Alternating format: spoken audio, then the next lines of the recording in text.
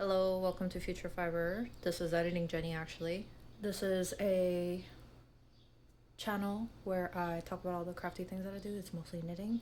And we have a bit of a clip that got taken out from the last podcast episode because of time issues. It was just getting too long and I yapped for too long. But I thought this would be, I don't know, kind of interesting to talk about with you guys. So I decided to edit it into a separate short little segment. So you're getting a special edition of Future Fiber from the cutting room floor, shall we say. Yeah, so let's just get into it, I guess. Also, this is random, but I heard that Brooklyn Tweed is going out of business, which is really sad. So like very selfish of me, but I was glad that I didn't need more of the Brooklyn Tweed loft that I used for the sweater, actually, because that would have been kind of like troublesome to get more of it since they're closing down. But yeah, I was talking about this with my friend actually that got me this yarn, but a lot of the local wool production, local yarn production stuff, unless it's like at a very large scale, like Knit Picks or like Lion Brand or Patents or something like that, I feel like is like very small scale bougie. So like the price points are, you have like the local hand spun or like local small sourced spun, and then you have like the big brands like Lion Brand, Patents, etc. that also like produce like acrylic yarns, and then you have the middle, which I feel like was Brooklyn Tweed. Brooklyn Tweed, I think, still was like on the upper edge of like the price point. However, like it's definitely cheaper than like smaller, like small batch local yarns. So I feel like it was like kind of like filling that need, but it's still like 100% wool, and it still has that like slight rustic quality to it. But I just don't think that maybe we're seeing like more of a polarization, like because like if people want super small quantity local stuff, then they'll go towards like a like a farm or something.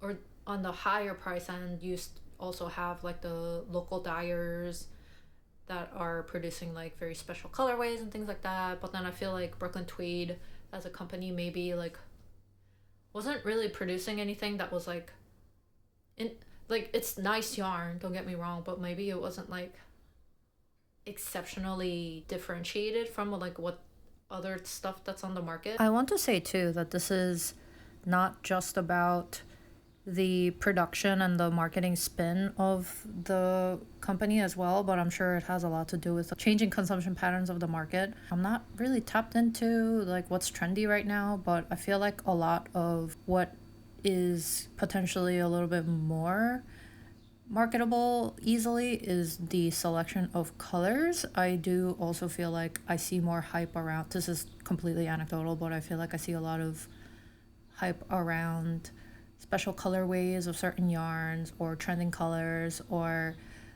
I talk about this later too, but about like indie dyers and special pre-orders for certain collections of yarns rather than like the base composition of the yarn. And I always felt like that was the main selling point for Brooklyn Tweed, is to have this locally sourced American made yarn rather than the focus on the yarn color selection. It was more about the composition of the yarn and the make of the yarn and the feel of the yarn. I also feel like a lot of what is easily trending is also crochet too. I mean, crochet or chime in here, but I feel like they have different needs than what Brooklyn Tweed was offering. So maybe that was another reason why they were pushed out of the market, but this is all speculation really. Cause like a lot of their yarn is like solid colorways, and it's like if you want a large quantity of solid colorway yarn, maybe you would just get a cone, or maybe you would get like cascade, So I feel like it was in like a kind of a hard market space to compete. And maybe that's why they have closed down. But this is just me yapping. I have no idea. I don't know anybody from Brooklyn Tweed. So from the couple of times that I've used their yarn, that was just like that was like the impression I got. I liked it generally. Like 100% wool. It feels nice. and it felt very natural. I think I've used their Puri yarn, which is like that got discontinued like a while ago, but it was their superwash yarn. And then I've used Loft, and then I think I've used some of their DK weight yarns as well. But the impression that I always got was like, I don't know if I can justify the price point that it was being sold at, for the quality of the yarn. Like, it's very nice yarn, but then I also like feel like Cascade is nice yarn, you know? So as like a consumer, I never felt like I would have to like specially go out of my way to buy something. Like, because if I want something super special and super locally sourced and whatever, then I would go like splurge more money. But then if I wanted something just like basic, I know it's going to function, then I would go, you know, Cascade. If I wanted it a little bit more, you know, readily available in a local yarn shop, or like Barocco. Or if I wanted to get a cone of it, I would do like Holskarn, you know, woolly knit.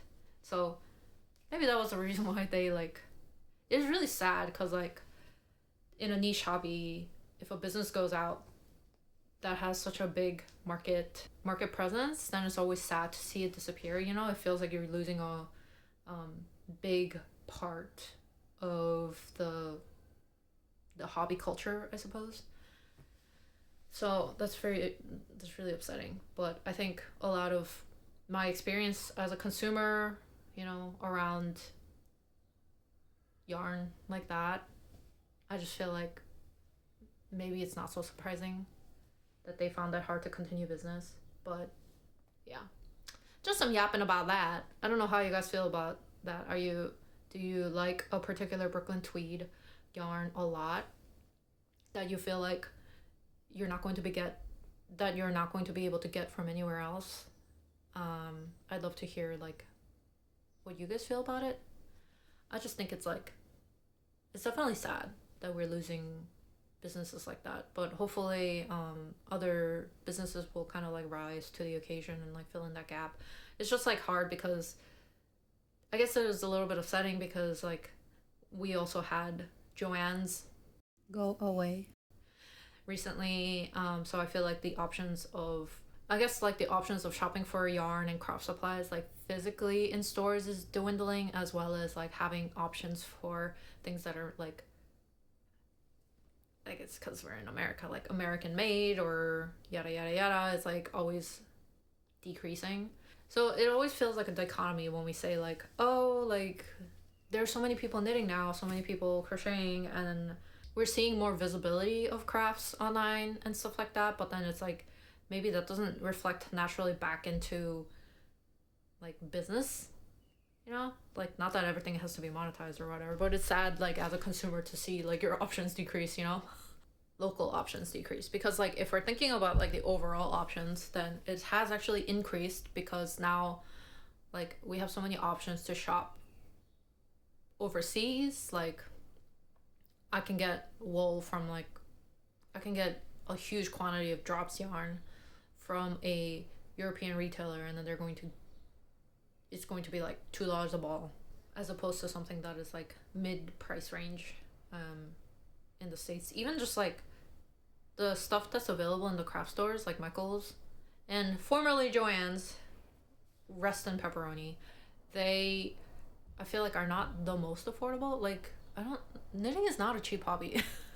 I mean, it can be affordable for sure, but I think as a knitting, I hate saying this, but as a knitting content creator, I think my idea of consumption in this hobby is a little bit skewed from what the average American or the average hobby enjoyer is experiencing, because I do have more like disposable funds to throw at this hobby.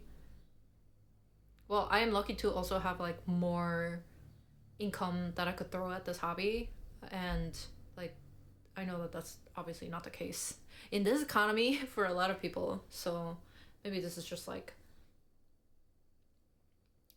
a larger market indicator of like the era that we're in. I don't even know what I'm saying. I just wanted to yap a little bit about the loss of Brooklyn Tweed and the loss of JOANN's and yarn.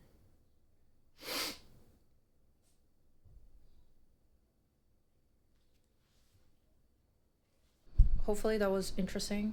Let me know what you think down below, and I'll see you guys in the next one. Ciao.